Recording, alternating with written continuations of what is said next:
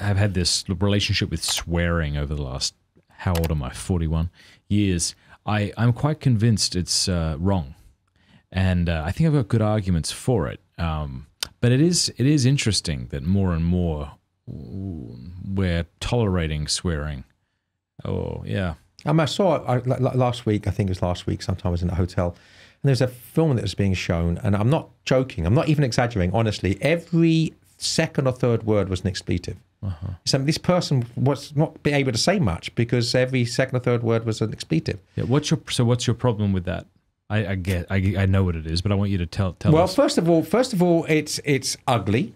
It's offensive. It's offensive in the sense that what I want is beauty, goodness, and truth, right?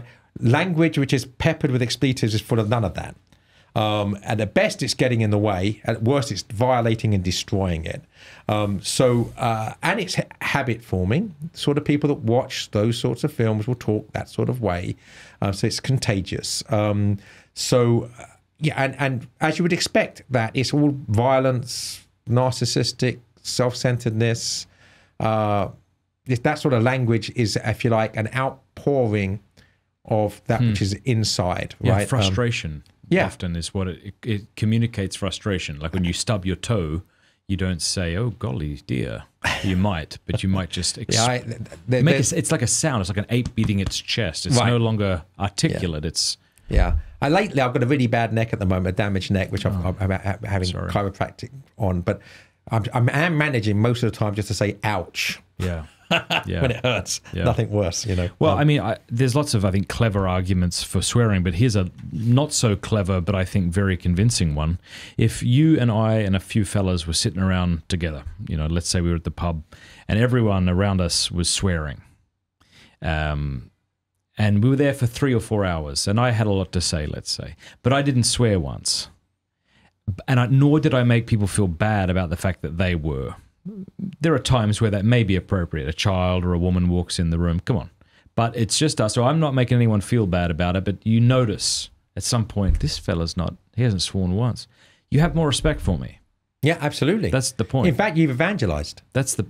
Yeah, but you clearly are able to enjoy their company, to be articulate without having to descend to the profane. Yeah, that's impressive. Yeah. It's so impressive. But you've never walked away. Because I've had these experiences. I know people like that who I realize at some point they don't swear, you know, nor do they make me feel bad for the times I've accidentally sworn. Because that's just, what is that? I mean, sometimes you should feel bad about things. But and you should even lead people to feel bad about things, but not in a sort of like look down your nose at them kind of thing, you know. But that's interesting. But I've never been in a group of people where everyone's hasn't been swearing and one person has, and I came away with a better view of them. Right. Exactly. Yeah. It's a modesty thing too. It's like guarding my speech. Yeah. Which I still struggle with. I don't want to make any bones about it. I do swear occasionally, and I like it. Yeah. You know, and I like when people swear in front of me, but it's more for the frankness that I believe them to be. Right. You know, it's not the swearing. It's also, I mean, I think it's better not to use swear words, period. But if you are going to use them, at least use them. Be clever. Well, or to be emphatic. Like, for instance, if you're very rarely angry. Yeah. You know, and people know you're very rarely angry, and you use an expletive. My word, we've taken him one step further than we've seen him for a while, right? Yeah. So he's had at least had that impact. It'd still be better if you could convey that without having to use the expletive. Yeah. But the point is, at least then you're using, sorry, I say appropriately, but it's emphasizing something, and you're using it in a way that he's used that bad word because we've really offended him. We've really upset him, you know. He doesn't speak like that usually. Wow, we better back off, right? So at least it's having an impact, right? A desired one. But when you just use it habitually, right? It's like word inflation. It doesn't mean anything to you. It just offends people around you, insofar as they're not as desensitized as you are. You know, I know people in England. You think at the East End of London, where I come up, every other word's an F word or worse words than the F word, and they're using it without thinking about it. Yeah. You know, they're not even thinking about it anymore. Australia is the same. My wife said she heard more cursing from my mother than she had heard in her whole life. And okay, but see, why did you laugh? That wasn't just to make me feel better for throwing my mum under the bus. There's something charming about. There's something about swearing that's appealing. Well, no, I don't think that. Oh, I don't know. I mean, it's a good question because I have to think about it. I think because it's the absurdity of the situation of I see. a mother-in-law, daughter-in-law scenario, right, where the mother-in-law I see. Maybe scandalizes that's the it. daughter-in-law. You know, it's like Maybe it's more the that's it. domestic. You know, a lot of things are funny. That the domestic side of things, when things are not working the way they should, Gotcha. within the family, we think that's funny because Yeah. But Yeah, maybe that is it. Yeah, it's kind of like the woman on her wedding day slipping on a banana peel. It's the what do you call that? it's it's When your expectation is thwarted. Yeah, well, it's basically when decorum is disappears, right? That which is decorous, that which is fitting is just disappears, right? It's just to write an essay on running after one's hat. Yeah, And he said, basically, there's something. He said something noble about running after one's hat. In fact, we should have a sport where people run after hats. And he said it would be no more absurd than 22 men running after a piece of leather, right? So the point is that, but the thing about what makes running after one's hat funny is you lose your dignity, your dignitas, right? You're wearing your hat because it makes you look suave or good or handsome or whatever. And it's blown off, and then you have to chase it, right? You've lost all respectability, all decorum, all dignity, and that's funny. It's like the bride falling on the banana skin. It's funny because everything is as it should be, and then something preposterous happens, turns everything upside down, and that is funny. I mean, Yeah, I don't know why. I feel like there might be more to it than that. Because if you said to me, if your grandma was still alive, you're like, oh, my grandma swears like a sailor. Something about that makes me like her, even though I don't know anything else about her.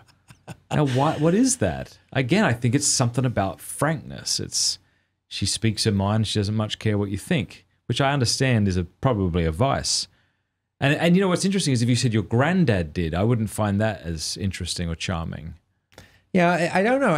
You're asking some, I think, deep and challenging psychological questions here. Not about the nature of humor, the nature of swearing, but also the nature of family and family relations, men and women, parents and children. Mm-hmm. There's so much we're invested psychologically in those things, as we should be, that I think that it's very easy for us to be. And I wonder to what extent we laugh because we're uncomfortable. Mm-hmm. It's a response, right? Well, how do I respond to that? Oh, he just said his mother swears a lot, I guess. That's really terrific. I hope that my laughter is more impulsive and not forced. But but I think there is a degree of that. Like, do I just respond in a prim and proper manner? But the point is, I think it's so habitual or spontaneous that the laughter is genuine. Yeah. You've just said something which is there's only two ways of taking this, right? In a sort of primish. Prim and prudent way that, I don't think much of your mother. Right. Or you laugh. Yeah, what's the other option? There's no third way. Yeah. Men, have you checked out Exodus 90 lately? If you've heard of Exodus 90 before, you're probably thinking of cold showers and Lent, but the Exodus 90 app offers so much more. It's the #1 freedom app to help you become the man you were created to be. I've been following along with the app's daily scriptures, reflections, and disciplines. It's really fantastic. It offers a powerful take on the spiritual life for men today. Download the Exodus 90 app today and join men from around the world for Advent, which starts on December 1st. Experience Advent differently this year by breaking out of the religion of the world. Join the man of Exodus 90 and Monsignor James Shea, president of the University of Mary, who is the spiritual guide for Advent this year on the Exodus 90 app. We will rediscover the hope that God lays out for us in the coming of his son into the world. Go to exodus90.com/Matt to learn more about Advent on the Exodus 90 app. That's exodus90.com/Matt to join men from around the world this Advent starting December 1st.